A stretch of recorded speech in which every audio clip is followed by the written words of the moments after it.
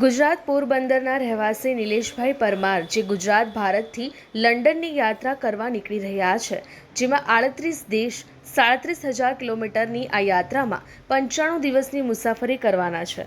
આ યાત્રા દ્વારા ભારત દેશની શાંતિ માટે કરી રહ્યા છે, ત્યારે હરિદ્વારમાં ગંગાના આશીર્વાદ લઈને યાત્રા શરૂ કરી છે આજરોજ।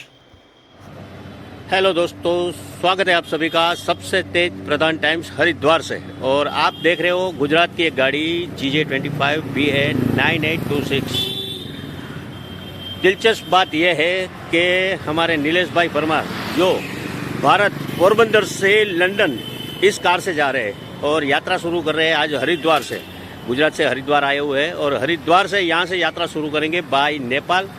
और ये गाड़ी है, ये देख सकते हैं आप, इनका ये रूट पूरा गाड़ी में दिया हुआ है।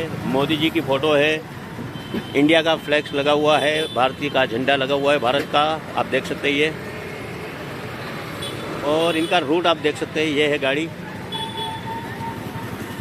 @नीलेश परमार के नाम से, ये आप देख सकते हैं गाड़ी। भारत टू लंदन यात्रा 95 डे की यात्रा है। 95 दिन में ये यात्रा पूर्ण करने वाले हैं, देख सकते हैं आप।